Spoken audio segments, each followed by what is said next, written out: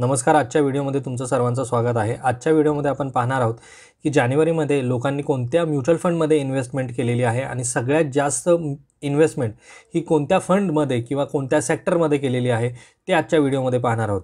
तर आजचा व्हिडिओ हा खूप इन्फॉर्मेटिव्ह होणार आहे, त्यामुळे व्हिडिओला कुठेही स्किप करू नका. चॅनलवरती जर तुम्ही नवीन असाल आणि अजूनही चॅनलला तुम्ही सबस्क्राईब केलं नसेल तर चॅनलला सबस्क्राईब करून ठेवा, म्हणजे असेच इन्फॉर्मेटिव्ह व्हिडिओ तुम्हाला या चॅनलवरती पाहता येतील. तर चला व्हिडिओला स्टार्ट करूयात. व्हिडिओच्या स्टार्टिंगलाच आपण जानेवारीमध्ये ज्या नवीन स्कीम लॉन्च झालेल्या आहेत किंवा नवीन जे NFO आलेले आहेत त्यांनी मार्केटमधून किती इन्व्हेस्टमेंट जमा केलेली आहे त्याबद्दलच्या डिटेल्स जाणून घेऊयात. तर यामध्ये फर्स्ट आपण पाहूयात की फिक्स टर्म प्लॅन या स्कीम अंतर्गत 3 स्कीम लॉन्च झाल्यात, ज्यांनी मार्केटमधनं 384 करोड रुपये मार्केटमधून जमा केलेले आहेत. म्हणजे 300 करोड रुपयाची इन्व्हेस्टमेंट लोकांनी या टाईपच्या फंड्समध्ये किंवा या टाईपच्या स्कीममध्ये इन्व्हेस्ट केलेले आहेत. त्यानंतर आपण ओपन एंडेड फंडमधल्या इन्व्हेस्टमेंट पाहूयात. ओपन एंडेड फंडमध्ये एक नवीन फंड लॉन्च झाला ज्याच्यामध्ये 683 करोड रुपयाची इन्व्हेस्टमेंट लोकांनी केलेली आहे. फोकस फंडमध्ये एक स्कीम लॉन्च झाली ज्याच्यामध्ये 110 करोड जमा करण्यात आले.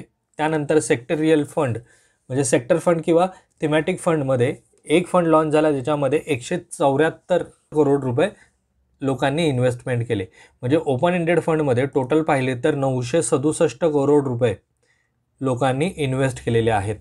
त्यानंतर पाहूयात की हायब्रिड स्कीममध्ये लोकांनी कशी इन्व्हेस्टमेंट केलेली आहे. हायब्रिड स्कीममध्ये सुद्धा मल्टी सेट अलोकेशन फंड या अंतर्गत 3 फंड लॉन्च झाले आणि ज्याच्यामध्ये 4247 करोड रुपयाची इन्व्हेस्टमेंट लोकांनी केलेली आहे. म्हणजे हायब्रिड स्कीममध्ये सगळ्यात जास्त इन्व्हेस्टमेंट आलेली आहे जानेवारी 2024मध्ये. त्यानंतर इंडेक्स फंडमधील 2 फंड लॉन्च झाले ज्यांनी 976 करोड रुपये मार्केटमधून जमा केलेले आहेत. गोल्ड ETF फंडपैकी एक फंड लॉन्च झाला ज्याच्यामध्ये 6 करोड इन्व्हेस्टमेंट लोकांनी केलेली आहे. अदर जे ETF फंड आहेत ज्याच्यामध्ये 237 करोड लोकांनी इन्व्हेस्टमेंट केलेली आहे. तुम्ही ओव्हरऑल पाहिलं तर 6817 करोड रुपये या फंड्समध्ये लोकांनी इन्व्हेस्ट केलेले आहेत जे 2024मध्ये आलेले. म्हणजे 6800 करोड हा खूप मोठा आकडा आहे मित्रांनो, की एवढ्या मोठ्या अमाऊंटवरती लोक आता म्युच्युअल फंडकडे वळत आहेत आणि म्युच्युअल फंडमध्ये इन्व्हेस्ट करायला सुरुवात करत आहेत. मला बऱ्याच लोकांनी अगोदरच्या व्हिडिओजमध्ये कमेंट केलेल्या किंवा माझे मित्र वगैरे जे नातेवाईक आहेत ते सुद्धा मला हेच सांगत असतात की म्युच्युअल फंडमधली इन्व्हेस्टमेंट एवढी सिक्युअर नसते. माझंही म्हणणं तेच आहे. म्युच्युअल फंडमधली इन्व्हेस्टमेंट ही रिस्क इन्व्हेस्टमेंटच असते, पण याचा अर्थ त्याच्यामध्ये पैसे इन्व्हेस्ट केलेले आपले कधीही डुबत नाहीत.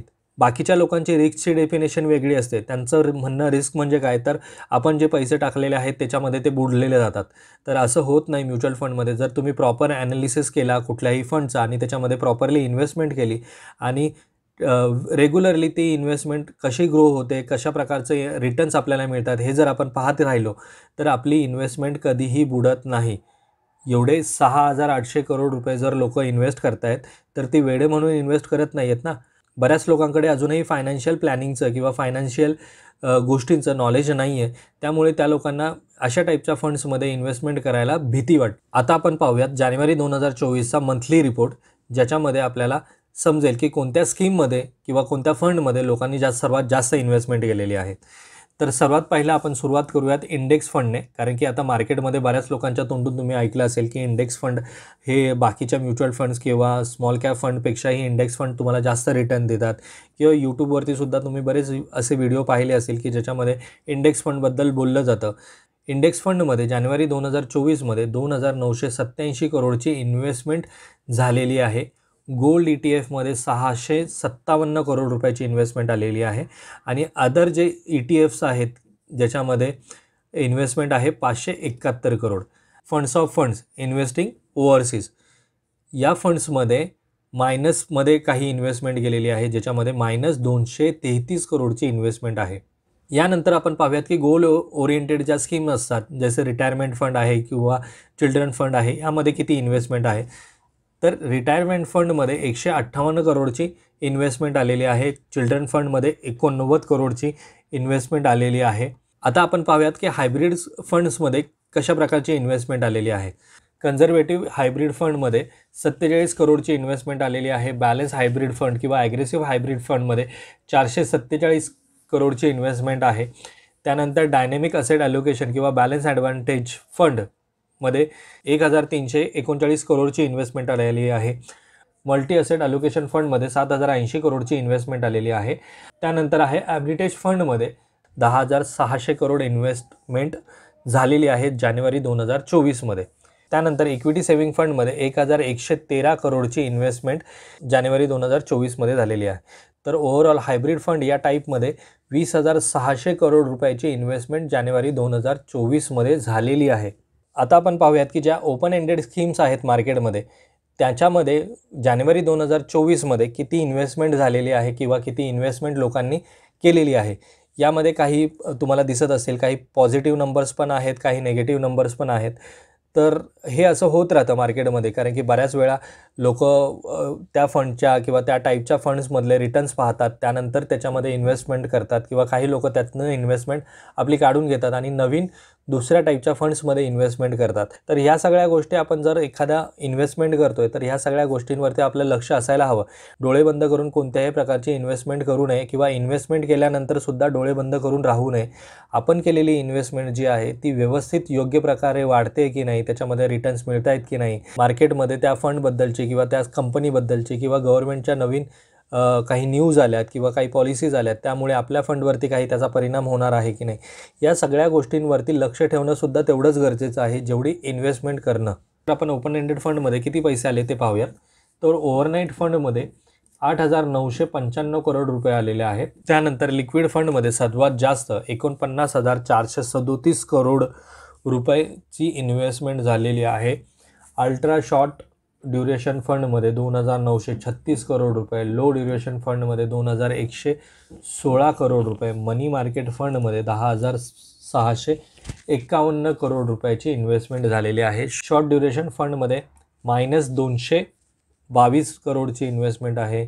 मीडियममध्ये पण -210 करोडची इन्व्हेस्टमेंट आहे. मीडियम टू लॉंग ड्युरेशनमध्ये 19 करोड, लॉंग ड्युरेशन फंडमध्ये 582 करोडची इन्व्हेस्टमेंट आहे. डायनॅमिक बॉन्ड फंडमध्ये -62 करोडची इन्व्हेस्टमेंट आहे. कॉर्पोरेट बॉन्ड फंडमध्ये 1,300 करोडची इन्व्हेस्टमेंट आहे. Credit risk fund, banking and POC फंडमध्ये या दोन्ही फंड्समध्ये मायनसमध्ये ग्रोथ आहे. गिल्ड फंडमध्ये 412 करोडची इन्व्हेस्टमेंट आहे. गिल्ड फंड विथ 10 इयर यामध्ये 65 करोडची इन्व्हेस्टमेंट आहे आणि फ्लोटर फंडमध्ये 112 करोडची इन्व्हेस्टमेंट आलेली आहे. तर ओव्हरऑल जर यांची टोटल पाहिली तर 76,468 करोड रुपयाची इन्व्हेस्टमेंट ओपन एंडेड स्कीममध्ये जानेवारी 2024मध्ये झालेली आहे. इक्विटी फंडमधील डिटेल जाणून घेऊयात की कोणत्या फंडमध्ये सर्वात जास्त लोकांनी इन्व्हेस्टमेंट केलेली आहे आणि कोणत्या फंडमध्ये निगेटिव्ह इन्व्हेस्टमेंट झालेली आहे.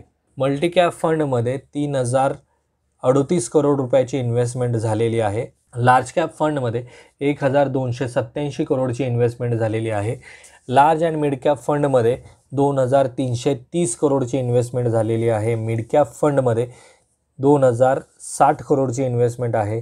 स्मॉल कॅप फंडमध्ये 3,256 करोडची इन्व्हेस्टमेंट आहे. डिव्हिडंड आयडियल फंडमध्ये 380 करोडची इन्व्हेस्टमेंट झालेली आहे. व्हॅल्यू फंड किंवा ज्याला आपण कॉन्ट्रा फंड असं म्हणतो त्यामध्ये इन्व्हेस्टमेंट आहे 1,842 करोड रुपये. फोकस फंडमध्ये लोकांनी जरा कमी इन्व्हेस्टमेंट झालेली आहे ज्याच्यामध्ये -200 करोडची इन्व्हेस्टमेंट आहे. सेक्टरियल किंवा थीमॅटिक फंडमध्ये 4,800 करोड रुपयाची इन्व्हेस्टमेंट झालेली आहे जी सर्वात जास्त आहे. याला कारणही असं आहे की जानेवारीमध्ये काही सेक्टरियल फंड आलेले होते मार्केटमध्ये, त्यामुळे हा जो आकडा आहे तो जर आपल्याला मोठा दिसतो आहे. आणि आता सेक्टरियल फंड किंवा जे थीमॅटिक फंड आहेत गेले काही महिने जास्त रिटर्न्स देत आहेत, त्यामुळे लोकांचा कल आता थीमॅटिक फंड्सकडे वाढलेला आहे. त्यामुळे हा नंबर आता आपल्याला थोडा जास्त दिसतो आहे. त्यानंतर एल्स त्यामध्ये आहे 532 करोडची इन्व्हेस्टमेंट. त्यानंतर आहे फ्लेक्झी कॅप फंड ज्यामध्ये आहे 2,447 करोडची इन्व्हेस्टमेंट लोकांनी केलेली आहे. हे सगळं जानेवारी 2024मध्ये झालेलं आहे. तर ओव्हरऑल जानेवारी 2024मध्ये 21,780 करोड रुपयाची इन्व्हेस्टमेंट इक्विटी ओरिएंटेड फंड्समध्ये झालेली आहेत. यामध्ये सगळ्यात जास्त इन्व्हेस्टमेंट ही सेक्टरियल किंवा थीमॅटिक फंड्समध्ये झालेली आहे आणि नंबर 2मध्ये आहे स्मॉल कॅप फंड आणि नंबर 3मध्ये आहे मल्टी कॅप फंड. या फंड्सला लोकांनी जास्त पसंती दिलेली आहे, लोकांनी त्यामध्ये जास्त इन्व्हेस्टमेंट केलेली आहे. म्युच्युअल फंडमध्ये जर इन्व्हेस्टमेंट करायची असेल तर कोणताही परफेक्ट वेळ नाही. जेव्हा तुम्ही सुरुवात कराल तीच परफेक्ट वेळ असते इन्व्हेस्टमेंट करण्याची. म्हणजे तुम्ही आज चालू करा, उद्या चालू करा असं काही नाही आहे. मार्केट आता खूप वर आहे, आता मी कशी काय इन्व्हेस्टमेंट करू? तर त्यासाठी पर्याय आहे ना SIP. तुम्ही SIP सुरू करा. दर महिन्याला पर्टिक्युलर डेटला तुमची तेवढी अमाऊंट तुमच्या अकाउंटमधनं डिडक्ट होईल आणि ती या फंड्समध्ये इन्व्हेस्ट केली जाईल, ज्याच्यामुळे आपल्याला रेग्युलर इन्व्हेस्टमेंट करण्याची सवयसुद्धा लागते.